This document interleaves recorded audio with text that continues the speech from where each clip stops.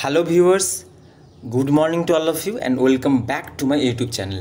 তো তোমরা যারা বিদ্যাসাগর ইউনিভার্সিটির আন্ডারে ইউজি 4 সেমের স্টুডেন্ট আছো, তোমরা সবাই জানো যে তোমাদের CC10 পপুলার লিটারেচার বলে একটি টপিক রয়েছে এবং ওখানেরই একটি অংশ রয়েছে আবোল তাবোল, এবং আবোল তাবোলের আবোল তাবোল থেকে একটা সিলেক্টেড পোয়েম রয়েছে দ্য রুল অফ 21, যেটির বেঙ্গলি তর্জমা হচ্ছে 21 আইন।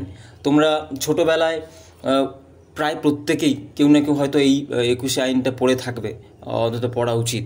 তো এখন এসে আমাদেরকে যেগুলো করতে হচ্ছে সেগুলো হচ্ছে ইংলিশ, এটির ইংলিশ যে ভার্সন ট্রান্সলেটেড হয়েছে, তো ওই জিনিসগুলো আমাদের পড়তে হচ্ছে।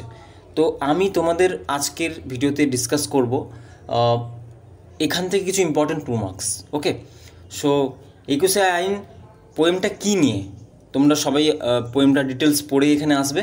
তো আমি জাস্ট সংক্ষেপে বলে দিই, 21 আইন অর্থাৎ সুকুমার রায় এটাই বলতে চেয়েছেন তৎকালীন কন্টেম্পোরারি সোসাইটিতে, মানে যখন British east India company rule করছে ইন্ডিয়াতে, তখন তাদের যে গভর্নেন্স, তারা কি করতো, তারা উল্টো পাল্টা মানে অদ্ভুত মানে বিদঘুটে সমস্ত নিয়মকানুন বানিয়ে ভারতের মানুষদের কিন্তু শায়েস্তা করতো, জব্দ করতো। তো যেগুলোর কোনো লজিক ছিল না, পুরো ইললজিক্যাল সব রুলস, ঠিক আছে। তাই এবারে সেই জিনিসগুলোকে, সেই যে আইনগুলোকে, সেই কোট আনকোট বিদঘুটে আইনগুলোকে কিন্তু স্যাটারাইজ করে, ব্যঙ্গ করে কিন্তু সুকুমার রায়ের এই লেখা তোমাদের দ্য রুল অফ 21। তো এখানে দেখা যাবে একজন সাধারণ নাগরিক, একজন সাধারণ মানুষ কিছু একটা করলেই, মানে একটা পা বাড়ালেই তাকে একটা মাসুল দিতে হচ্ছে, সে একটা পানিশমেন্ট পাচ্ছে, ঠিক আছে। আবার কোথায়? শিব ঠাকুরের আপন দেশে। শিব ঠাকুর কেন বলেছে কি না, যে দেশে শিব ঠাকুর একটা নিষ্ঠার একটা সিম্বল, একটা নিষ্ঠার, একটা ন্যায়ের সিম্বল, যেখানে যে দেশের প্রধান আরাধ্য দেবতা হলেন শিব ঠাকুর, সেই দেশেই কিনা এগুলো হচ্ছে। তাই বলছে, পোয়েমটা এইভাবে শুরু হচ্ছে, শিব ঠাকুরের আপন দেশে নিয়ম আইন কানুন সর্বনেশে। তাহলে বুঝতেই পারছো। তো বেসিক্যালি ওই জন্যে আমি পানিশমেন্টগুলো, কী কাজ করলে কী পানিশমেন্ট পাবে, আমি সেরকম কিছু প্রশ্ন কিন্তু তোমাদের সামনে রেখেছি। ওকে, সো একদম দেরি না করে চলো ভিডিও শুরু করা যাক। সবাই আমার সাথে থেকো, আশা করি ক্লিয়ার হয়ে যাবে এবং এগুলো তোমরা কপি করে নাও। ওকে, আচ্ছা, প্রথম প্রশ্ন দেখতেই পাচ্ছ,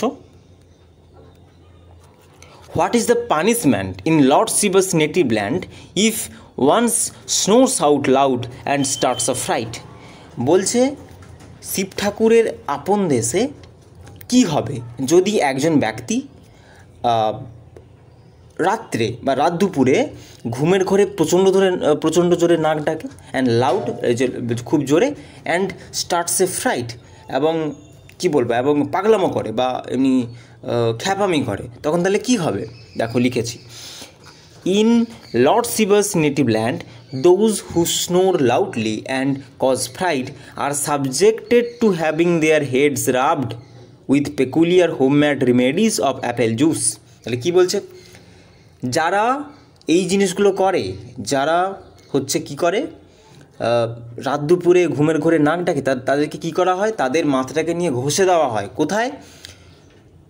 সেই যে হোম রেমেডিস, মানে হোমমেড যে জিনিসগুলো তৈরি করা হয়েছে, কি অদ্ভুত রকমের যে অ্যাপেল জুস তৈরি করা হয়েছে। অ্যাপেল জুস তোমরা কবিতার লাইনে পাবে যে গোবর গুলে বেলের কোষে, তাই না?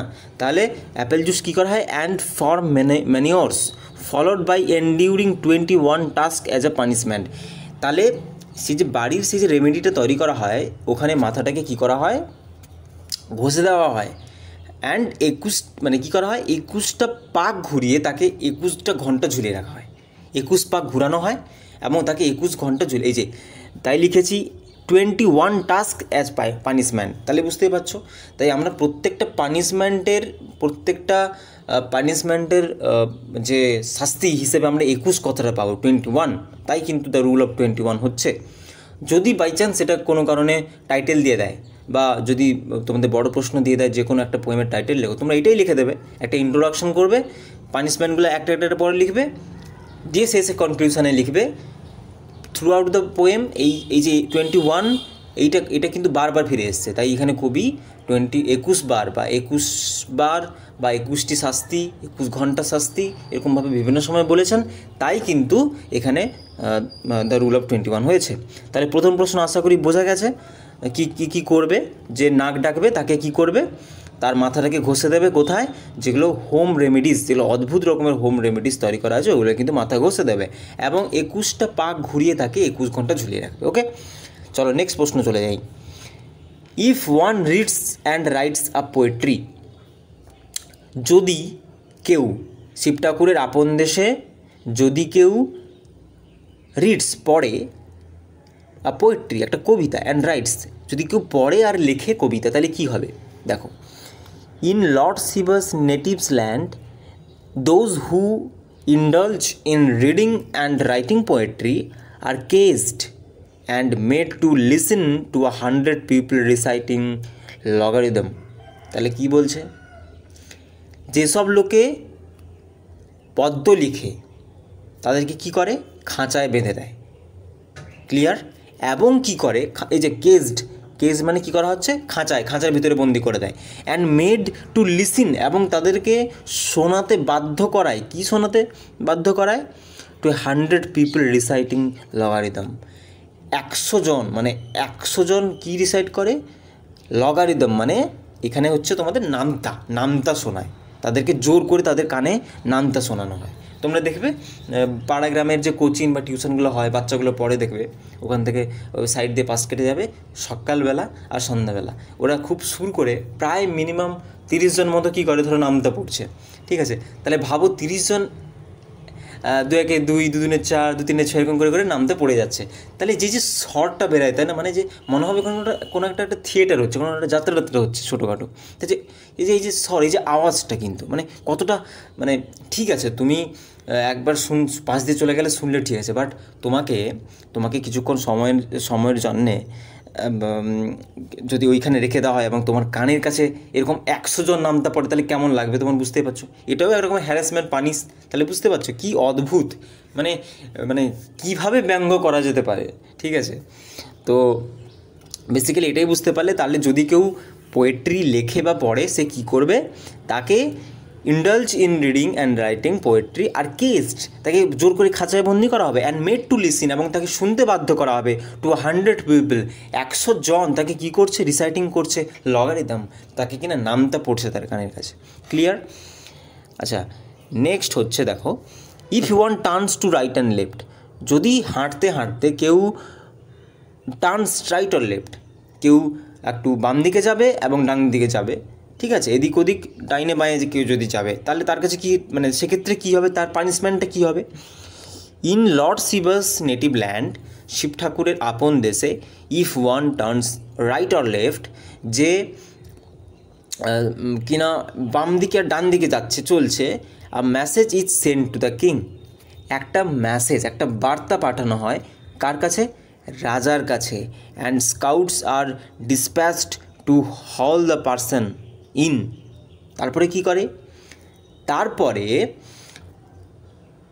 পল্টন, এই যে স্কাউটস মানে পল্টন, এরা মানে রাজার যারা মন্ত্রী থাকে তাদেরকে পল্টন বলা হয়। এই পল্টনরা কী করে, তারা কিন্তু, and scouts are dispatched to haul the person in, পল্টনরা তাকে ধরে নিয়ে যায়, ঠিক আছে, and make them stand in the mid day, এবং তাকে কী করা হয়, তাকে দুপুরে রোদের, একদম প্রখর রোদের সামনে তাকে দাঁড় করিয়ে দেওয়া হয়, ঠিক আছে, তারপরে দিলে কী হয়ে যাবে, ঘাম বেরোবে।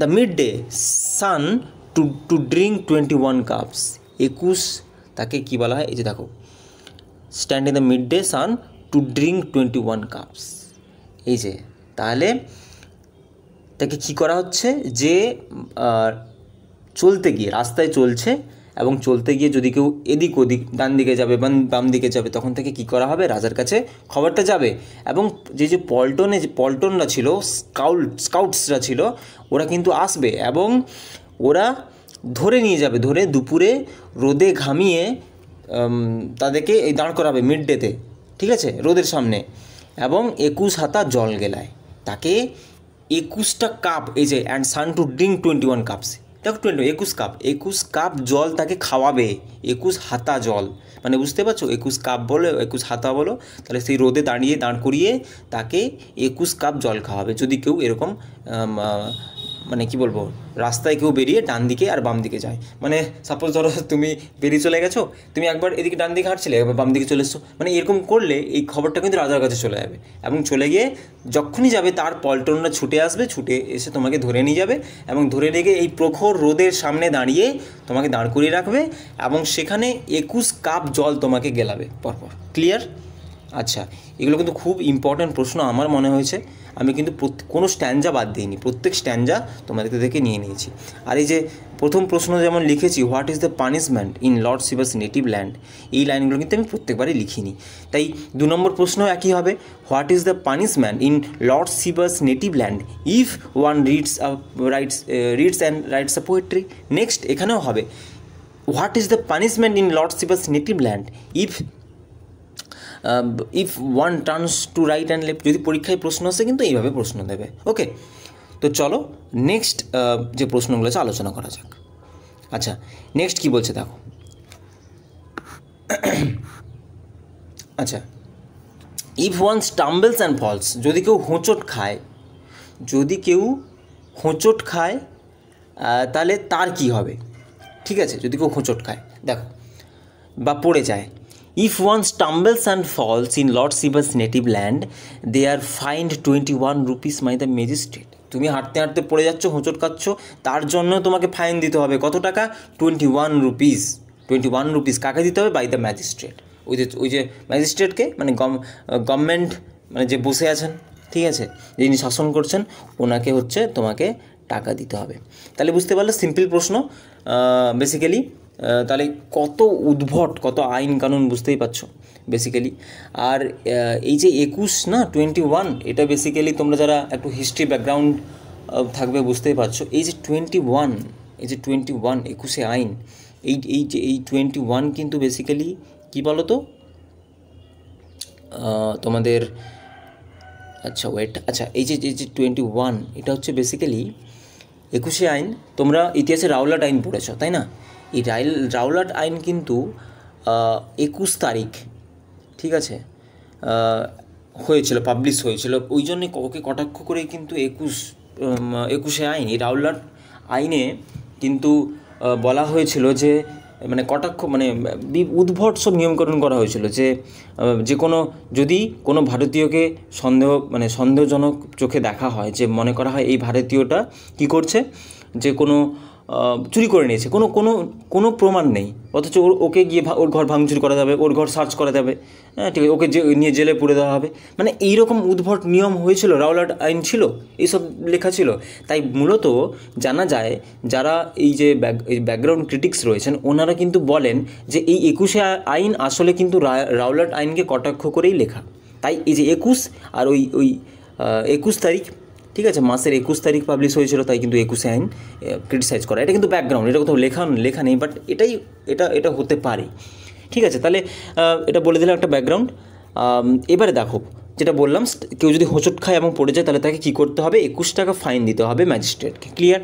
তারপরে দেখো, ইফ ওয়ান কাফস অ্যান্ড স্নিজ, তাহলে যদি কেউ কাফ, মানে যদি কেউ কী বলবো, হাঁচে, যদি কেউ হাঁচে, স্নিজ মানে হাঁচা, যদি কেউ হাঁচে অ্যান্ড কাফ, যদি কারো কাফ সর্দি হয়, তাহলে তো তখন তাকে সে কী পানিশমেন্ট পাবে? ইন লর্ড শিবাস native land if one coughs or sneeze without permission, মানে উইথাউট পারমিশন মানে কি, কোনো পারমিশন না নিয়ে সে এটা করছে, ঠিক আছে, তাহলে তার ক্ষেত্রে কী হবে? They are punished with 21 doses of snuff rammed up their noses. তাহলে কী হবে? মানে দেখো বলছি, তার রুলসটা কেমন ছিল? সন্ধ্যা 6টার আগে মানে হাঁচতে হবে, সন্ধ্যা 6টার আগে হাঁচতে হলে টিকিট লাগবে।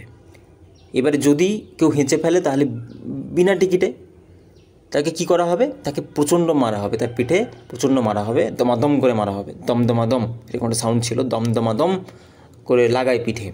তো তারপরে কি আসবে? কোটাল আসবে। কোটাল মানে একটা পথ, মানে একটা সেই কী বলবো, রাজার যে দরবার ওখানেই থাকে কোটাল। সে কোটাল এসে কি করবে, নস্যি ছাড়বে, যে ডোজেস অফ স্নাফ র্যাম্পড, নস্যি ছাড়বে মানে নাকে, ঠিক আছে। অ্যান্ড 21 দফা তুমি যখন যদি নাকে এরকম নস্যি দাও, নাকে বা এমনি জাস্ট সিম্পল তুমি কিছু একটা কি বলবো, দেখবে কোনো খাঁচি বা কিছু একটা জিনিস, জাতীয় জিনিস তুমি নিয়ে এমনি দেবে নাকে, কী হবে, হাঁচবে তুমি, তাহলে ওটাই করাবে, 21 দফা হাঁচিয়ে মারবে তো সে তোমাকে। কারণ কি, তুমি কি করেছো, তুমি সন্ধ্যা 6টার আগে বিনা পারমিশনে হেসে দিয়েছো। ক্লিয়ার? তো এগুলো তোমরা আরও টেক্সট পড়বে, আরও ভালো করে বুঝতে পারবে। ওকে, নেক্সট বলেছে, আচ্ছা নেক্সট বলেছে, দেখো নেক্সট বলেছে, if one's tooth become loose, যার কী হবে, যার দাঁত নড়ছে, এমন কোনো ব্যক্তি যার দাঁত নড়ছে, দাঁত নড়তেই পারে, তো সেক্ষেত্রে তাকে কী পানিশমেন্ট দিতে হবে। দেখো, ইন লর্ড শিবাস native land if a tooth becomes loose a case of 4 rupees is charged for his loose tooth. তাহলে দেখো, তাহলে কী হবে, যদি কারোর দাঁতটা নড়ে তাকে 4 টাকা মাসুল দিতে হবে, তাকে 4 টাকা মাসুল দিতে হবে। কিসের জন্যে?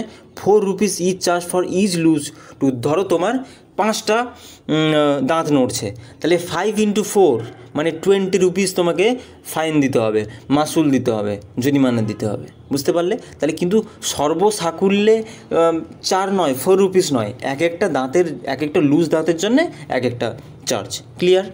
নেক্সট অ্যান্ড শেষ প্রশ্ন আমি তোমাদের রেখেছি, if one grows whisker in সানরাই ম্যানার্স, হ্যাঁ, তখন তাকে তাহলে কী করবে, এটা আগেই বলেছিলাম, তোমরা আগের ইয়েতে অ্যানালাইসিস করেছিলাম। তো তাদেরকে তারা কী করবে, ইন লর্ড শিবাস native land if one grow whisker, আর যে কিনা হুইস্কার মানে কী হচ্ছে, যে গোঁফ, মানে যদি কেউ গোঁফ রাখে, বেসিক্যালি ইফ ওয়ান গ্রোস, যদি কেউ মানে হুইস্কার্স মানে মস্টাস, গোঁফ, কী বলবো, কারো যদি গোঁফ গজায়, তাহলে তখন কী হবে, তখন তাকে 100 আনা মানে 100 আনা তাকে ট্যাক্স দিতে হবে। ঠিক আছে, তাকে কি করতে হবে, 100 টাকা এই যে দেখো, তাহলে সিম্পল, এই হুইস্কার মানে কিন্তু মস্টাস, আবার দিয়ে দিতে পারে, যদি কেউ মস্টাস, যদি কেউ গোঁফ রাখে, তাকে তার কী পানিশমেন্ট পাইছে, তাহলে এই যে লিখেছে দেখো, they are find a toll of 100 annas, তাকে 100 আনা জরিমানা বা ট্যাক্স দিতে হয়। ক্লিয়ার? তাহলে কোন ক্ষেত্রে কোন ট্যাক্স, কত টাকা লাগছে, কী দিতে হচ্ছে, তোমরা আশা করি ক্লিয়ার হলে। তো আজকের ভিডিও এতটুকুই, ঠিক আছে। আশা করি তোমাদের বোঝা গেছে জিনিসগুলো। মোট আমি 7খানা পানিশমেন্ট দিয়েছি তোমাদের, যে এই কাজগুলো করলে এই পানিশমেন্টগুলো পাওয়া যাবে। এইবারে একটাই কথা বলবো, যদি বড় প্রশ্ন এখান থেকে কোনো চলে আসে, আলাদা করে প্রিপেয়ার করার দরকার নেই। তোমরা একটা আবোল তাবোলের জন্য সেম একটা ইন্ট্রোডাকশন করে নিলে, একটা কনক্লুশন করে দিলে, মাঝখানে এইগুলো কিন্তু লিখে দিলে যে এই পানিশমেন্ট হলে এইটা পাবে, এইগুলোই তো 7টা, তোমার 7টা পয়েন্ট হয়ে গেল। একটু বড় করে দিলে 7টা পয়েন্ট হয়ে গেল, একটা বড় প্রশ্ন দাঁড়িয়ে গেল, বা 5 মার্কসের দাঁড়িয়ে গেল। তো জিনিসগুলোকে এইভাবে কিছুটা ক্যালকুলেটিভলি পড়তে হবে। তো আশা করি আজকের ভিডিওটি তোমাদের হেল্পফুল হবে এবং তোমরা বুঝতে পারলে, এবং আমি কিন্তু ইংলিশের লাইনগুলো লিখে দিয়েছি, তাই তোমরা তুলে নিও জিনিসগুলো, তোমাদের কোনো অসুবিধা হবে না। তো এটাই। আর আমি আগের ভিডিওটাই ম্যারেজ অ্যানাউন্স যারা দেখোনি আমি দিয়ে দিচ্ছি, তোমরা 2টো ভিডিও দেখে নাও। তো আশা করি এগুলো তোমাদের হেল্পফুল হবে। এবং একটা কথা বলি, তোমরা অনেকে কিন্তু চিন্তিত, বিভ্রান্তিতে পড়ে গেছো যে আবোল তাবোলের আরও পোয়েম রয়েছে, তো সেখান থেকে যদি দিয়ে দেয় তাহলে কী করবে। আমি তো 2টা অ্যানালাইসিস করলাম, আরও তোমাদের রয়েছে হচপচ, দ্য পার্লয়েন্ট মস্টাস, ঠিক আছে, দ্য পারফিউম ক্রাইসিস, এরকম করে রয়েছে। তো আমি একটাই কথা বলবো, বেশি ডিটেলসে যেও না। তোমাদের এমনিতে CC10 বা পপুলার লিটারেচারের সিলেবাসটা অনেক বড়, তাই বিদ্যাসাগর ইউনিভার্সিটি কিন্তু একটা ট্রিক খেলেছে আমার যেটা মনে হচ্ছে। বাদবাকি এতগুলো থেকে কিন্তু দিবে কোশ্চেন, বাট এইগুলো থেকে ডিরেক্ট প্রশ্ন দেবেন না আমার যেটা মনে হচ্ছে। তাই এটা বেসিক, আমরা ইম্পর্টেন্স যে 2-3টে হচপচ, তারপর তোমার the rule of 21 and Gangaram, আমরা এই 3টা পড়ে গেলাম, বাদবাকি আমরা বেঙ্গলিটা পড়ে যাব। ঠিক আছে, সব তো করা সম্ভব নয়। এবারে যদি সেগুলো থেকে এগুলো থেকে আসলে আমরা লিখে দিলাম, এবারে যেগুলো থেকে আসছে না আমরা এগুলোকে স্কিপ করে দেবো। তার পরিবর্তে আমরা তো আরও অনেক জিনিস পড়েছি, ফানি বয় পড়েছি, থ্রু দ্য লুকিং গ্লাস পড়েছি, রেবেকা পড়েছি, তাহলে আর বাদবাকি টেক্সটগুলো পড়েছি, আমরা ওখান থেকে লিখবো, তাই না? তো সব করতে যেও না, এবারে আবল তাবলকে বেশি ফোকাস করতে গিয়ে তোমরা দেখবে ওগুলো থেকে কিছু পারবে না। তো আমি এটাই বলবো, এখান থেকে যেগুলো না করলে নয় আমি তোমাদেরকে দিয়ে দিলাম। তো যদি ভিডিওটি তোমাদের হেল্পফুল মনে হয়, একটাই কথা বলবো, তোমরা লাইক একটা করো এবং কমেন্ট করো, ঠিক আছে? তোমাদের প্রতিক্রিয়া আমারও জানাটা জরুরি, কারণ তোমরা হেল্পফুল হচ্ছ কি না সেটা আমার জানা জরুরি। দিলে আমার পরবর্তী কন্টেন্টগুলো কিন্তু আমি সেইভাবে আনবো। ওকে, সো আর বেশি কথা বলবো না, দেখা হচ্ছে নেক্সট ভিডিওতে। ততক্ষণের জন্য সবাই খুব ভালো থেকো। Till then, good bye and tata and take care.